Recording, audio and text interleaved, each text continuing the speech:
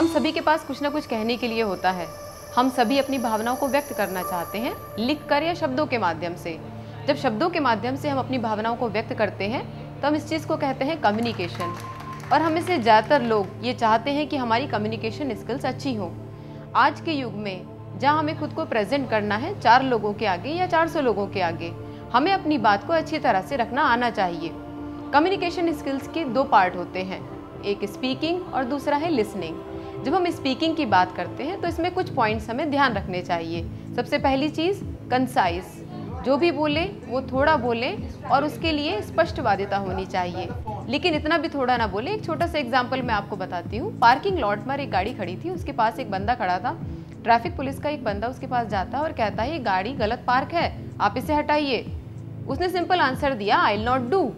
उसने सोचा इतनी कॉन्फिडेंस के साथ कह रहा है, शायद कोई बड़ा आदमी है। ट्रैफिक पुलिस ने अपने सीनियर ऑफिसर से कहा कि सर एक बंदा खड़ा है और वो मेरी बात नहीं सुन रहा है, आप कहेंगे शायद तो अपनी गाड़ी हटा लेगा।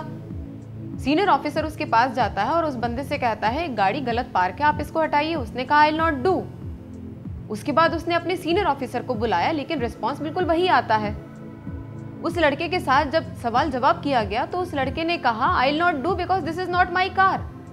अब सीनियर ऑफिसर बहुत परेशान था कि अगर ये कार तुम्हारी नहीं है तो इतनी देर से तुमसे बात कर रहे हैं, तुमने बोला क्यों नहीं।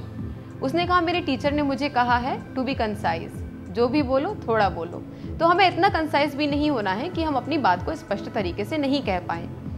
हमारी बात बिल्कुल स्पष्ट तरीके से सुनने वाले की समझ में आनी चाहिए। दूसरा इंपॉर्टेंट पॉइंट जो हमें ध्यान रखना है वो ये है कि हमें फेथ रखना है खुद में भी और अपने सुनने वाले में। कई बार हम लोगों को कहते हुए सुनते हैं कि मैंने ये बात इसलिए नहीं बोली क्योंकि मुझे पता था उसकी समझ में नहीं आएगा। आप ऐसा कैसे विश्वास कर लेते हैं? ये माना जाता है कि अगर अपनी बात को आप सही तरीके से कुछ शब्दों में सरल ढंग से प्रस्तुत करते हैं तो हर व्यक्ति उस बात को अच्छी तरह से समझ सकता है। और कम्युनिकेशन स्किल की अगर हम बात करें तो आज परिवारों में या बाहर जितनी भी सबसे ज़्यादा लड़ाइयाँ होती हैं उनके पीछे केवल कम्युनिकेशन गैप होता है।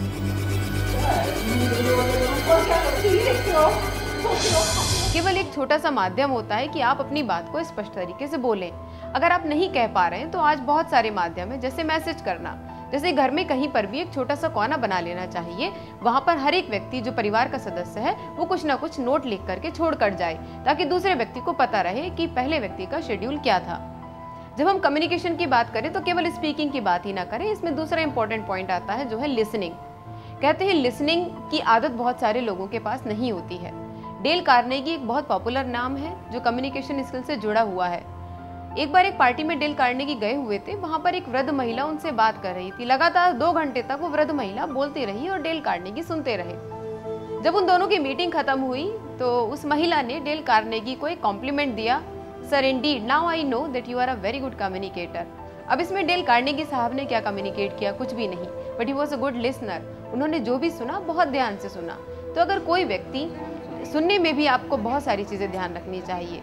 ज़्यादातर हम पाते हैं कि बहुत सारे लोग दूसरे की बात पूरी सुनने से पहले ही वो बीच में काट देते हैं, वो बात पूरी ही नहीं होने देते हैं। तो कभी भी अगर कोई व्यक्ति आपसे कुछ कह रहा है तो उसकी पूरी बात सुनिए और उसकी पूरी बात खत्म हो जाने के बाद आप कहिए।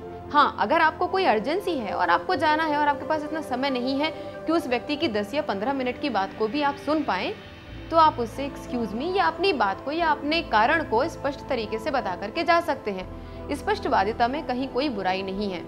भले ही आपको ये ध्यान रखना चाहिए कि जो भी आप बोल रहे हैं वो किसी की भावनाओं को हर्ट ना करे। क्यों? क्योंकि सफल कम्युनिकेशन वो माना जाता है जिसमें कहने वाला और सुनने वाला दोनों बेनिफिट में रहें। ये एक विन विन सिचुएशन होती है। इस विन विन सिचुएशन में जो भी बोला जाता है और जो भी सुना जाता है वो बिल्कुल स्पष्ट होता है। और अगर आप एक अच्छे कम्युनिकेटर हैं तो आप अपनी छाप छोड़ सकते हैं। आज परिवारों में अगर कोई भी उत्सव होता है तो आप ध्यान देंगे कि किसी ऐसे व्यक्ति का बहुत इंतजार किया जाता है जिसके आने से सब तरफ रौनक आ जाए। सब कहते हैं अरे भाई मिस्टर ए आ जाए तो रौनक आ जाएगी। ऐसा क्यों होता है? क्यों? शायद ऐसा है कि मिस्टर ए अपनी बात को बहुत अच्छी तरह कह पाते हैं या ए बाकी सब लोगों की बात को बहुत ध्यान से सुनते हैं और सबको सम्मान देते हैं।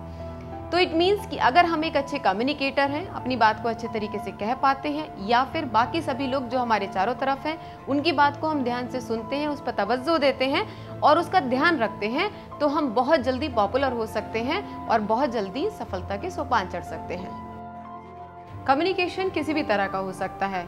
हम बात करेंगे विशेष तौर पे 2 तरह के कम्युनिकेशन की। एक होता है डायरेक्ट कम्युनिकेशन, एक होता है इनडायरेक्ट कम्युनिकेशन। अब आप पति पत्नी को ही ले लीजिए। पति ने कोई बात अपनी पत्नी से डायरेक्टली इसलिए नहीं कही क्योंकि उसने सोचा कि वो समझ लेगी।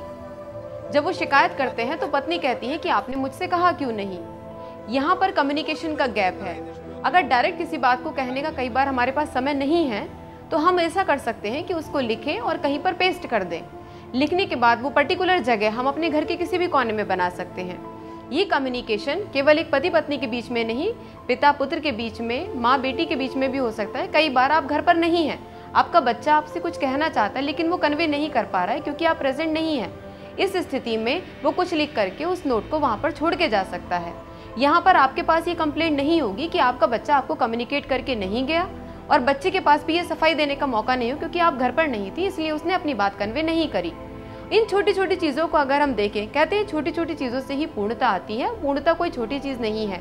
तो परिवार की खुशी, परिवार की समृद्धि और परिवार की शांति ये एक बहुत बड़ी चीज़ है और इन छोटी छोटी चीज़ों से आती है। अगर आपस में कम्युनिकेशन बहुत अच्छा है, हम अपनी बातों को, भावनाओं को सही तरीके से दूसरे तक कह पा रहे हैं और दूसरे की भावनाओं को सुन पा रहे हैं, तो ऐसे में परिवार के जितने भी सदस्य हैं वो आपस में बहुत सुख से और शांति से रह सकते हैं।